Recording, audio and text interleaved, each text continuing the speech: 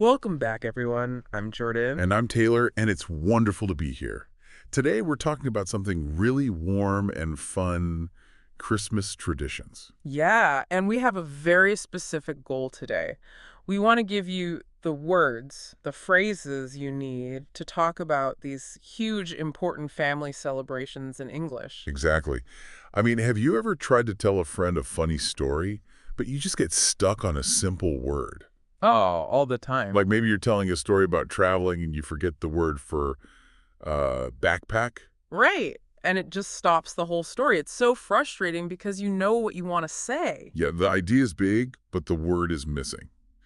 So today, we're going to give you that language for a really fun topic. By the time we're done, you'll be able to describe everything, from the food to the presents to the feelings.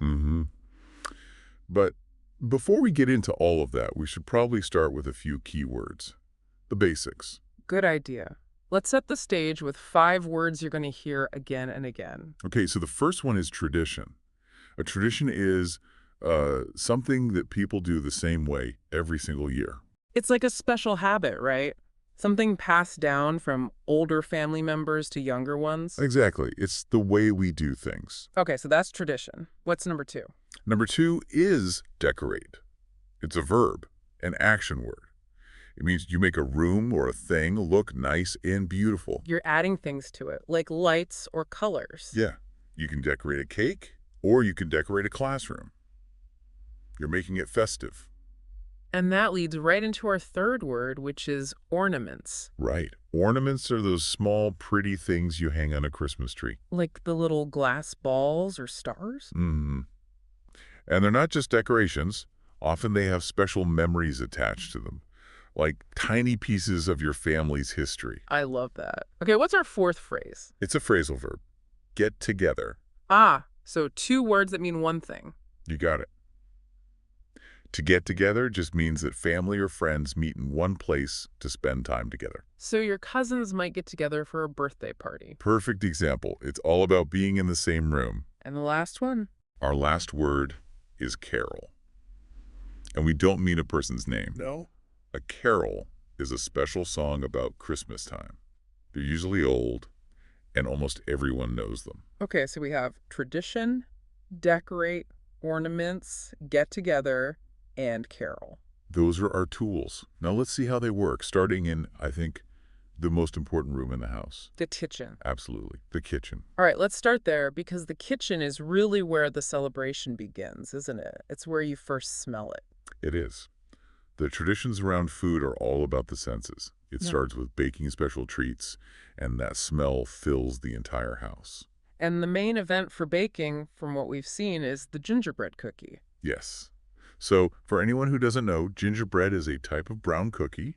It's sweet, but it also has a spicy flavor. Right, from spices like ginger and cinnamon. It's a very warm kind of taste. It is. And the way they're made is part of the tradition. The family rolls the dough out flat, and then they use cookie cutters to make shapes. And there are classic shapes, right? Stars, trees, And of course, the gingerbread man.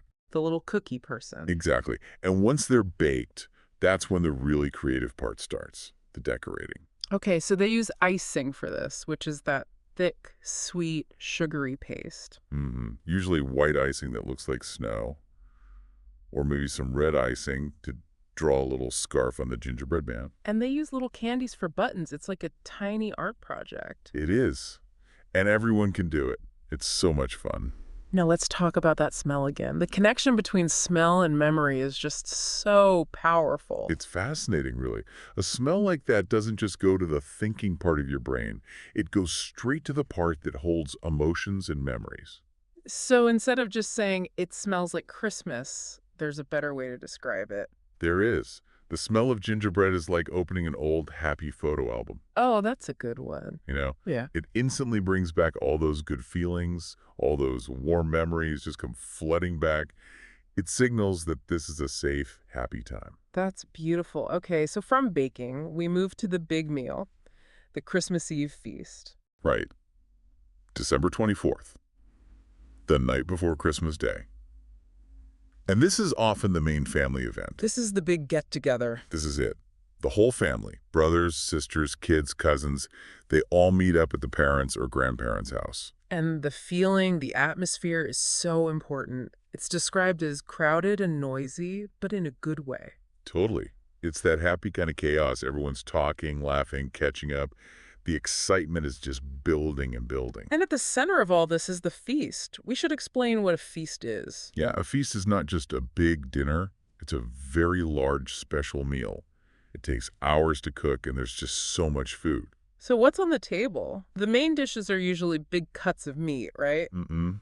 Like a big roast beef or a ham that's been baked with a sweet glaze on it. And the side dishes are just as important. Oh, absolutely. You've got huge bowls of mashed potatoes, green beans, salad, and lots of warm bread rolls. It's all about abundance. So that's Christmas Eve, but there's often another big dinner on Christmas Day itself.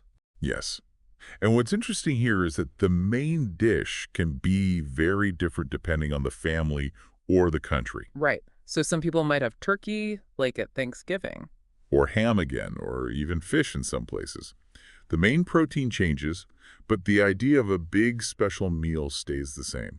Let's talk about that ham you mentioned, because there's a specific word there, the glaze. Ah, yes, the glaze. A glaze is a sweet, shiny coating you put on meat while it's cooking. So for a Christmas ham, what's in it? Usually something sweet, like brown sugar or honey, mixed with spices. When it bakes in the oven, it gets kind of crispy and brown and seals in all the flavor. It's delicious. And what about the side dishes? There's one that can be a little confusing. You're talking about stuffing. I am. How do we explain stuffing? Okay, so stuffing is basically a mixture made from bread, dried bread actually. Okay. And you mix that bread with chopped onions, celery, and lots of herbs like sage and thyme. It's very flavorful. And it used to be baked inside the turkey, which is why it's called stuffing. Exactly. A lot of people bake it in a separate dish now, but the name is still there. It's a must-have. And finally, you can't have a feast without dessert. Of course not. And there are two big traditions here. In some places, especially with UK roots, you have Christmas pudding. Which is very dense and heavy, full of dried fruits and spices. Right. But in North America, it's often about pies. Pumpkin pie, or the big one, apple pie. And there's a rule for apple pie, isn't there? Here's a very important rule. It has to be served warm. With a big scoop of cold vanilla ice cream on top. Yes. That contrast, the hot and the cold together, is just perfect. It's the perfect end to the meal. Okay, so we're full from the feast. Now let's move on to, I think, what the kids are waiting for. The presents. The presents and the traditions around them are all about managing that excitement. It really is. It's about building anticipation. The excitement is so high that families have very specific rules about opening gifts. And the first rule is the Christmas Eve present rule. Yes. The tradition of opening just one small gift on the night before Christmas. Why do they do that? Well, it's a way to handle the impatience. Yeah. It gives the kids a little taste of the fun, but it saves the big surprise for the morning. It keeps them from going completely crazy with excitement. That's actually pretty smart. And the type of gift is important too. It's usually something quiet. Very important. We saw a great example. The gift is often something like a simple puzzle or a fun new book. Ah, so not a loud electronic toy. Exactly. A book or a puzzle is a calm activity.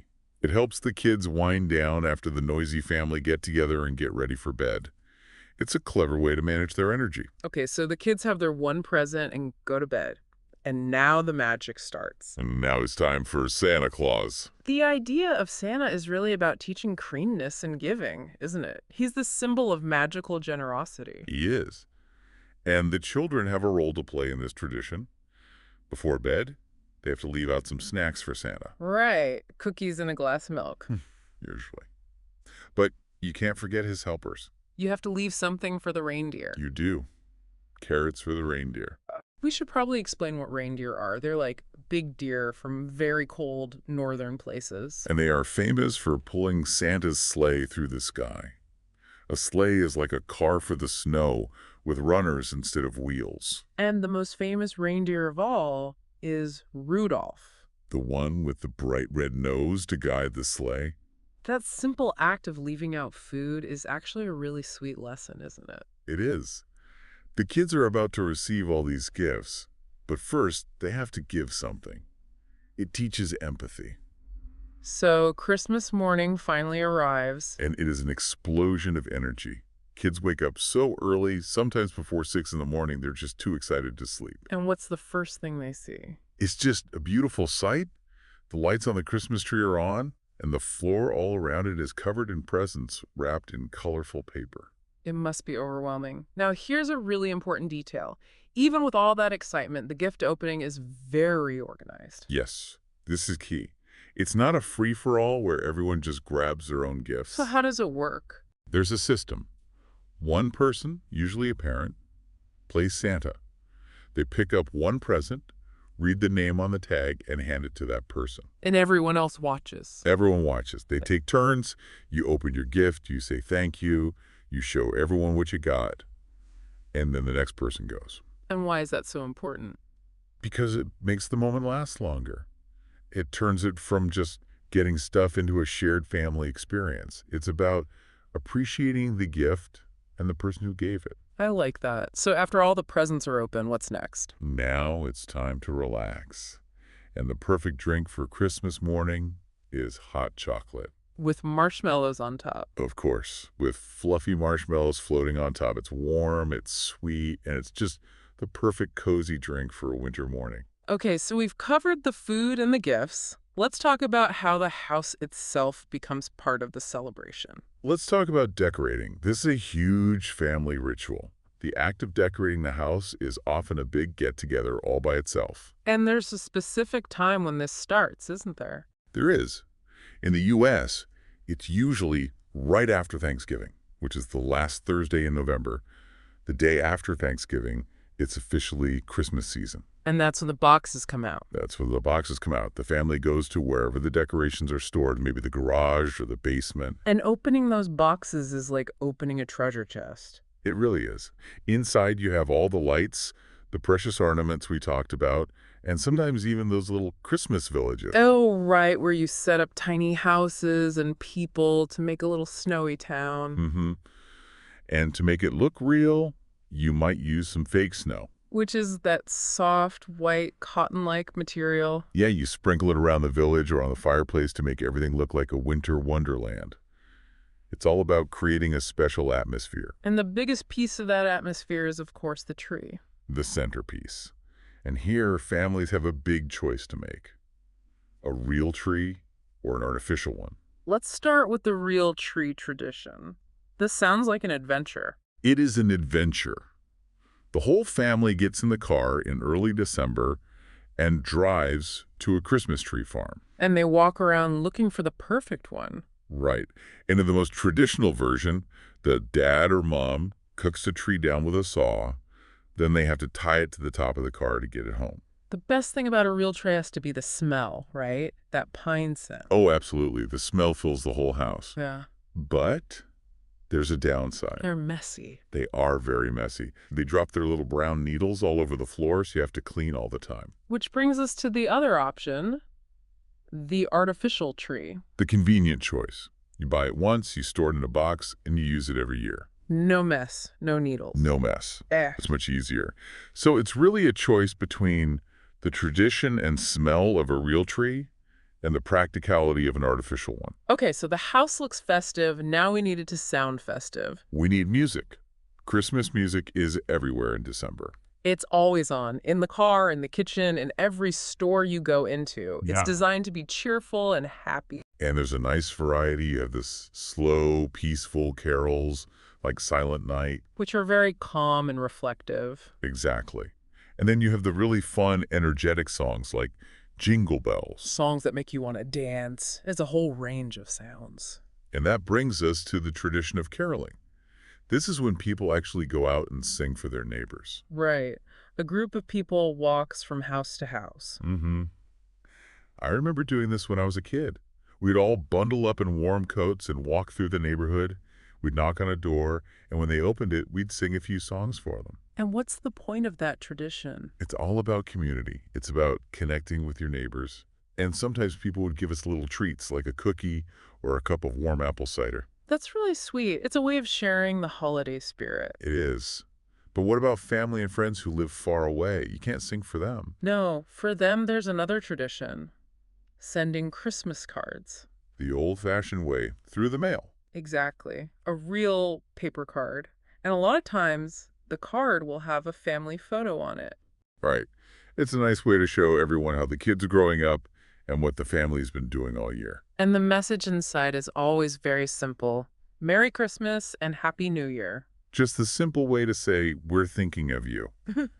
It's all about staying connected. Okay, so we've covered the sights, the sounds, the smells, the tastes. Let's talk about the spirit of Christmas, the feeling behind it all. Right. The meaning.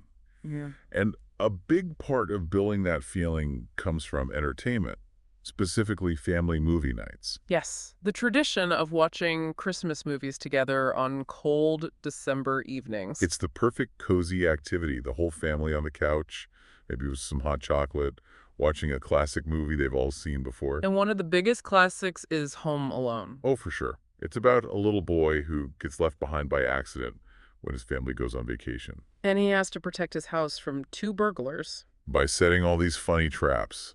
It's a great mix of comedy and, at the end, the importance of family. Another really popular one is the movie Elf. I love that movie. It's about a normal-sized human man who is raised by elves at the North Pole, so he thinks he's an elf. And then he goes to New York City to find his real father. And he just doesn't fit in at all. It's so funny and sweet. The point of these movies is that they always have happy, hopeful endings. They're meant to make you feel good. Which leads us to the big question: what is the true meaning of all these traditions? Right. What's the most important part? And the answer is clear. The presents and the food are nice, but the real gift is spending time with family. That's the core of it. The holiday forces everyone to stop their busy lives, to get together, and to just appreciate each other. It's a lesson in remembering what's truly important. It reminds us to be kind and generous. And that generosity should go beyond just your family. That brings us to the tradition of charity. We should define charity. It's the act of helping people in your community who need it. Right. Donating money, food, or volunteering your time. And we saw a great example of this. A family has a tradition of donating new toys, but they give them to a children's clinic. That's such a thoughtful idea. A clinic is where sick kids go for help. So these toys go to children who are having a difficult time during the holidays. And that teaches an incredibly valuable lesson, especially to the kids in the family. It teaches them to think about others, to understand that giving can actually feel better than receiving.